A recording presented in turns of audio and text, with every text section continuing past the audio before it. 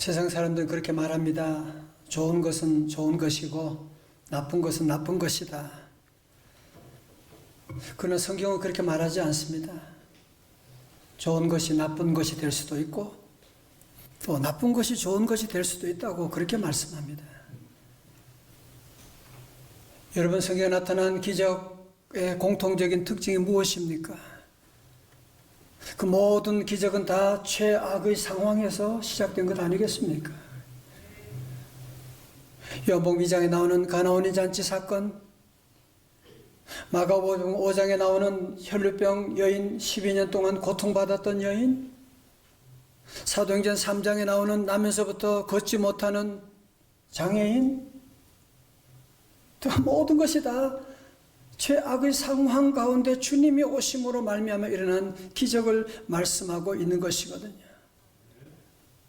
그럼 우리 성도들은, 하나님 믿는 우리 성도들은 지금 우리가 여러 가지로 코로나로 말미암아 여러 가지 많은 아픔이 있다, 문제가 있다, 그렇게도 볼 수가 있지만 우리 성도들은 믿음의 안경을 가지고 하나님이 함께 하시면, 주님이 은혜 주시면 최악의 상황에서 최선을 만들 수가 있다.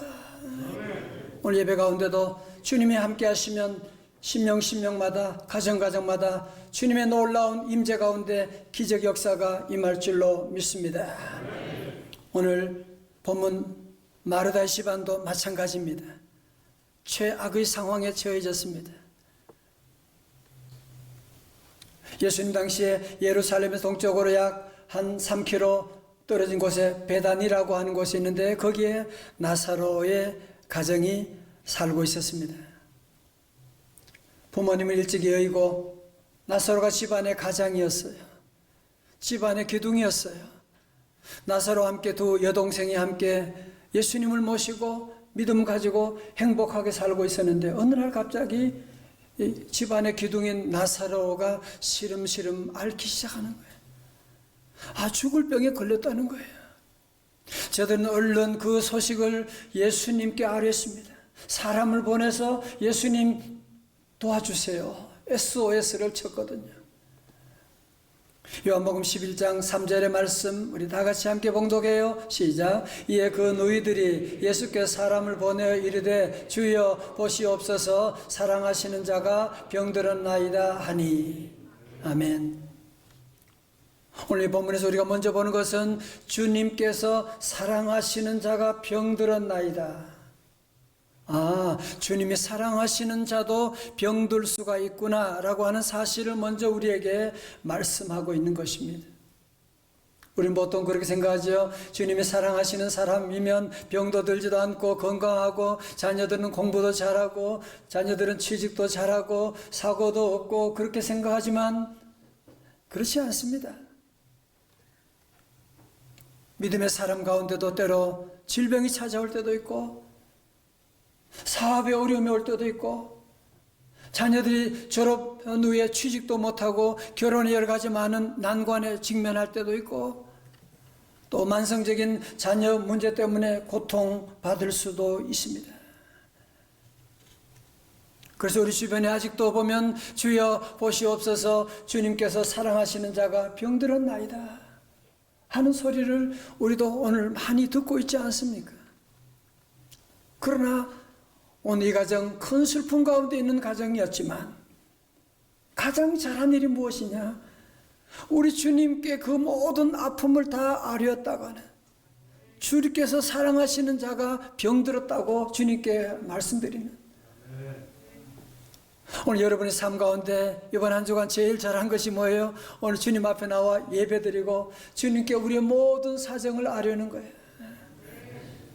너 예수께 조용히 나와 뭐 해야 돼요? 내 마음을 쏟아놓. 여러분, 예배 시간은 주님께 우리의 모든 마음을 다 쏟아놓는 시간입니다.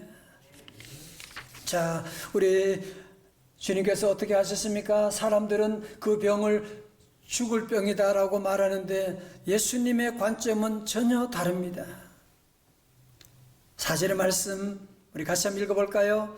우리 가정에도 다 함께 크게 읽어요. 시작. 예수께서 들으시고 이르시되 이 병은 죽을 병이 아니라 뭐요? 하나님의 영광을 위하며 하나님의 아들이 이로 말미암아 영광을 받게 하려 함이라 하시더라. 아멘. 예수님께서는 이 나사로의 죽음, 이 위기를 도리어 하나님께 영광 돌릴 기회가 될 것이다 라고 말씀하고 있는 것이거든요. 지금 죽음의 위기인데 도리어 이 위기가 하나님께 영광 될 것이다 말씀하는. 사랑하는 성도 여러분, 우리가 왜 예배를 꼭 드려야 됩니까? 우리가 바쁘고 여러 가지 많은 어려운 환경이 있음에도 불구하고 예배를 드려야 되는 이유는 무엇이냐면, 예배를 드리게 되면 우리의 관점이 하나님의 관점으로 바뀌게 되는 거예요. 예배를 드리게 되면 세상에 있는 내 영혼이 하늘의 영광을 누리게 되는. 여러분, 그래서 우리가 예배 드리면서 말씀 들으면서 우리의 관점이 이동하는 것을 여러분이 경험하게 되고, 그러면 주님의 관점을 가지고 있으면 우리 안에 있는 수많은 고통의 수수께끼들이 다 풀어지는 역사를 우리가 경험하게 될 것입니다. 자, 5절에 말씀 보십시오. 11장 5절, 예수께서 본래 마르다와 그 동생과 나사로를 모여 사랑하시더니, 앞에도 사랑하시는 제자 그랬잖아요. 여기도 사랑하시더니, 얼마나 사랑하셨으면 이렇게 자주 얘기할까요? 그런데 6절의 말씀은 좀 이상해. 나사로가 병들었다 함을 들으시고 그 계시던 곳에 모여 이틀을 더 유하시고 더 머무르시고. 아니, 여러분은 사랑하는 사람이 지금 아프다 얘기 들으면 어떻게 하겠어요? 만사 제치고 당장 달려가지. 근데 우리 주님은 이상해요. 사랑하신다고 하면서 도리어 그곳에서 뭐 천천히 오는 것도 아니고 도리어 거기서 이틀을 더 머무셨다. 여러분, 이해가 되십니까? 그러다가 나중에 나사로 죽게 되는 결과까지 오게 되지 않습니까? 여러분, 여기 아주 깊은 의미가 있어요.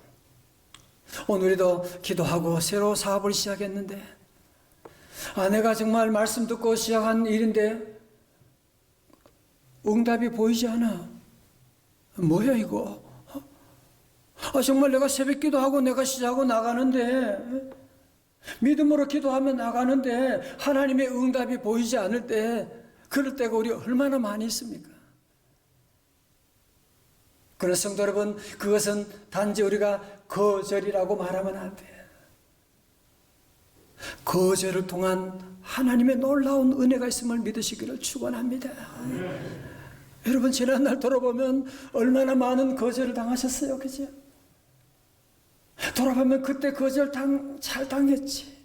그때 그 길 안 가길 잘했지. 하나님이 놀라운 일을 예비하고 있는 오늘 본문의 상황 가운데도 하나님이 거절하는 것처럼 보이지만 거절의 놀라운 은혜가 시작되는데, 17절의 말씀 보세요. 예수께서 와서 보시니 나사로가 무덤에 있은지 이미 나으리라. 세상에. 아니, 예수님은 예루살렘에서 베다니까지 3km밖에 안 되는데 좀 진작 오셔가지고 좀 기도해주고 안수해주고 그러면 뭐 어디,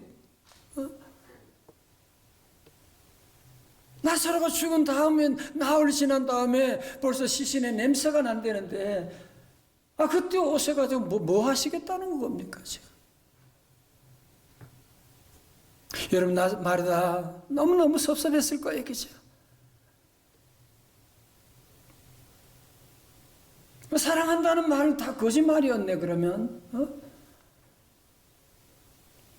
그래서 마르다가 주님 오셨을 때 한마디 쏘아댑니다.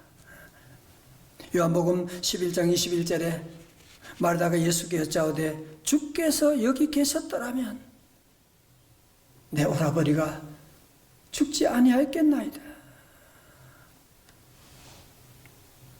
조금만 일찍 오셨다면, 주님이 진작 오셨더라면 우리 오라버니가 안 죽었을 텐데. 뿐만 아닙니다. 그의 동생 마리아도 32절에 보면 예수님 만났을 때 첫 마디가 마찬가지였어요.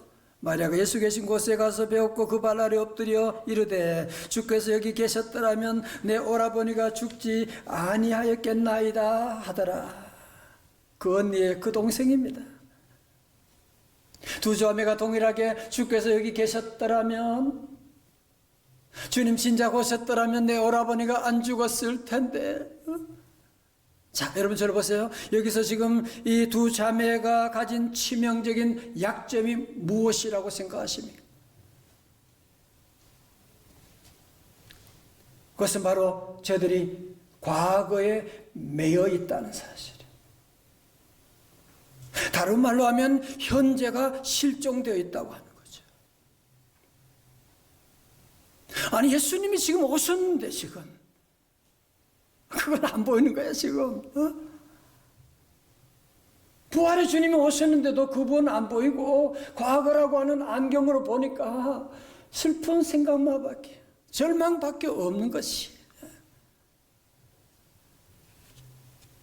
사는 성도 여러분, 오늘 우리 가운데도 가만히 보면 과거에 매인 일들이 참 많이 있지 않습니까?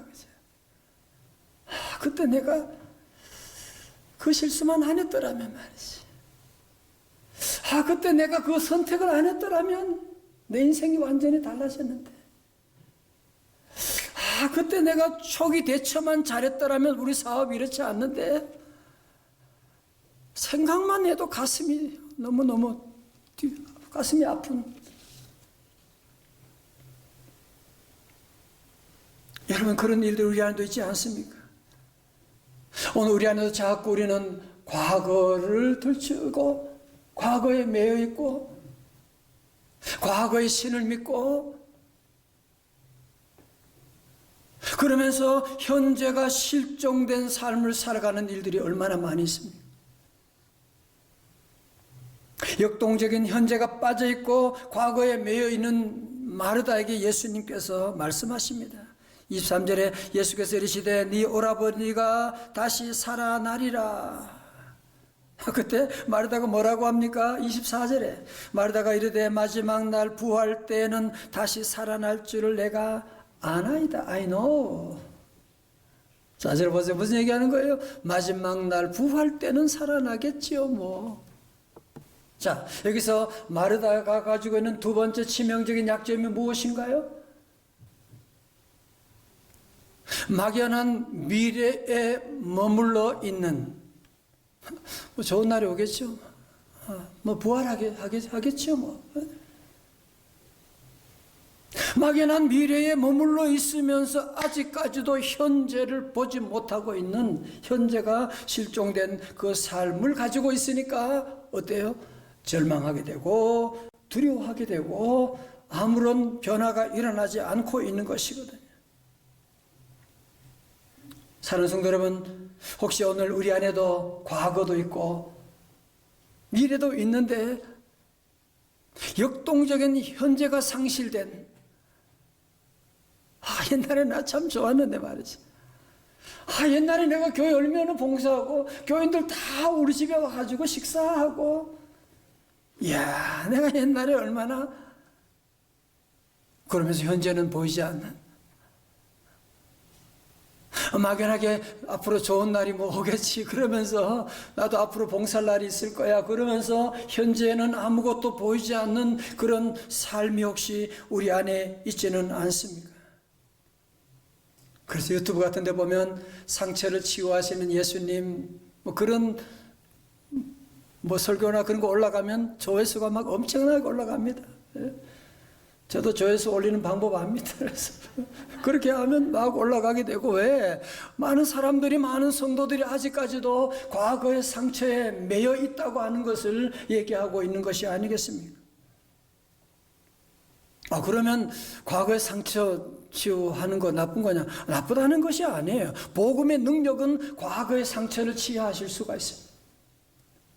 그런데 과거의 상처가 치유되기 위해서는 현재 복음이 작동되어야지, 현재 복음을 믿고 나갈 때에 과거의 상처가 치유되는 것이지. 과거에 머물러만 있으면 어떻게 과거의 상처가 치유될 수가 있습니까? 사랑하는 성도 여러분, 현재가 없이 어떻게 과거가 있고 현재가 없이 어떻게 내일이 있을 수가 있겠습니까? 27절 말씀 다 같이요. 크게 시작. 이르되 주여 그러하외다. 주는 그리스도시요 세상에 오시는 하나님의 아들이신 줄 내가 믿나이다. 아멘. 여러분, 자동차 운전할 때 주차 파크에 있다가 기어를 드라이브로 앞으로 옮기게 되면 그 차가 부르릉 하고 앞으로 나가게 되는 거예요. 신앙생활할 때도 우리가 아나이다 많은 성경 공부하고 여러분이 거기에 머물러 있으면 진도가 나갈 수가 없어요. 잘 몰라도 내가 믿나이다라고 하고 믿음의 기어를 여러분 옮겨 나가면 24절에서 내가 아나이다 해서 27절에 내가 믿나이다라고 옮기고 나갈 때에 우리 주님의 놀라운 기적 역사가 시작됨을 믿으시기를 축원합니다. 여러분, 그렇습니다. 우리가 여러 가지 많은 문제들, 여러 가지 많은 아픔들이 있다고 여러분이 하시겠지만 어떻게 보면 그 모든 아픔의 시작은, 더 큰 아픔은 사실은 현재가 실종된, 자꾸 우리 언제부턴가 자꾸 과거에 대한 후회들 때문에, 현재는 그냥 대강 살아가는 우리의 모습이 얼마나 많아. 현재는 믿음 생활 대강 하려고 하는 모습이 얼마나 많은지 몰라. 뭐 나중에 잘하면 되지 뭐. 성도 여러분, 과거와 미래가 살아나려면 어떻게 해야 돼요? 현재가 살아나야 돼요. 여러분, 오늘이 살아야지. 오늘이 이어져서 내일이 되는 것이지. 오늘 행복한 사람이 결국은 내일도 행복해지는 것이지. 얼마 전에 제가 작년 8월에 본 책 가운데 나는 죽을 때까지 재미있게 살고 싶다. 상당히 도전적인 책이라서 재미있게 봤는데요. 한국 정신의학계에 커다란 족적을 남긴 이근후 박사님의 저서로, 이 박사님은 대학교 교수이자 전문의로 거의 50년간 환자를 돌보고 학생들을 가르친 분으로 10년 전 한쪽 시력을 완전히 잃었고 당뇨, 고혈압, 통풍, 허리디스크, 관상동맥 협착, 담석 등 7가지 병과 함께 살고 있는데 그분의 책 266쪽에 이런 내용이 있습니다. 강연에 나가 주로 하는 이야기 가운데 하나가 인생의 황금기는 바로 지금이라는 내용이다. 나는 지금이 내 일생 중에서 가장 행복한 시기라고 말한다. 5살이면 5살이 황금기고 70살이면 70살이 황금기고, 나는 5살 때 죽을 병에 걸렸지만 죽지 않고 살아서 행복했다. 20살에는 외아들을 지나치게 과부한 어머니 품에서 벗어나서 자유로움을 얻었다. 30살에 경제적으로 힘들었지만 아내와 아이들의 따뜻한 가족애로 행복했다. 40 넘어서는 과중한 일에 지치기도 했지만 네팔에 선교 봉사 활동을 하러 가면서 새로운 기쁨을 찾았다. 돌아보면 매 시기가 행복이고 황금기였다. 이제 죽음이 코앞에 있는데 뭐 그리 행복하냐고 하겠지만 죽음이 오기까지 나는 언제나 인생의 황금기를 살고 있다고 믿는다. 정말 너무 도전적이지 않습니까? 그죠? 성도 여러분, 우리가 늘 경험하는 바이지만 사단의 작전은 2가지예요. 하나는 뭐냐? 자꾸 과거에 머물게 하는, 과거로 우리의 발목을 묶어놔버려요. 또 하나는 막연한 미래 가운데 뭐든지 미래로, 내일로 미루는 거야. 뭐든지 자꾸 사랑하는 것도 뭐 다 그냥 미루어 버리는 거예요. 또한 마귀는 우리에게 과거에 대한 후회 가운데 살게 해요. 그러면서 미래에 대한, 아직도 오지 않는 미래에 대한 두려움 가운데 우리의 발목을 묶으면서 현재를 실종시켜버리는,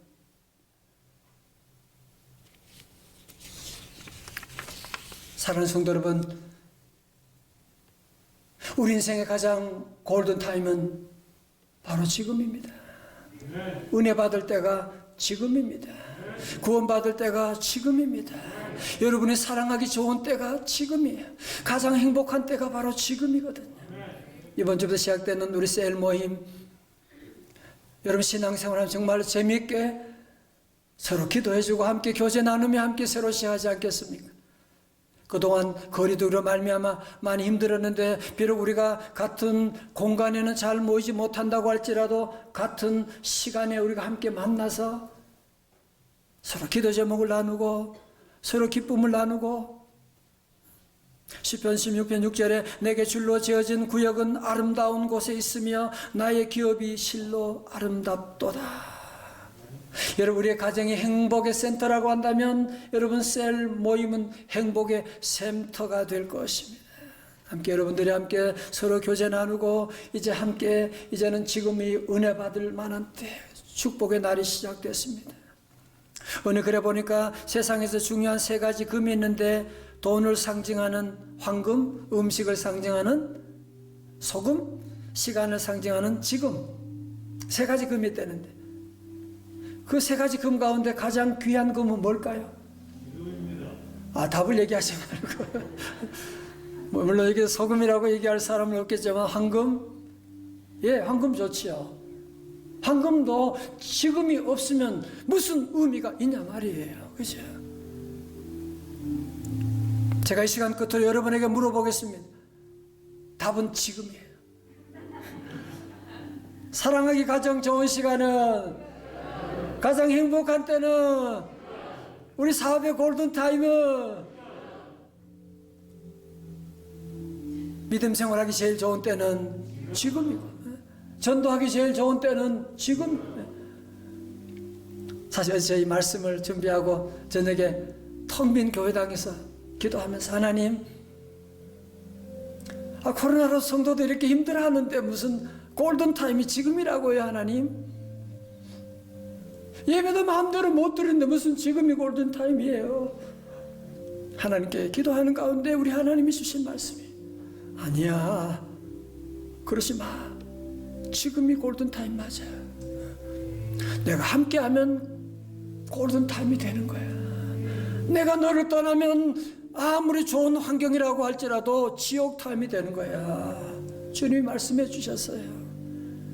이제 우리 모든 성도들 여러 가지 많은 아픔도 있지만, 여러 가지 많은 힘든 일도 있지만, 또 이제 앞으로 여러분 2월 3월에도 여러 가지 많은 사고, 어떤 어려움이 우리에게 닥쳐올지라도 이제 우리 성도들은 믿음의 안경을 가지고 이제는 바울처럼 이제는 믿음으로 우리는 외쳐야만 합니다.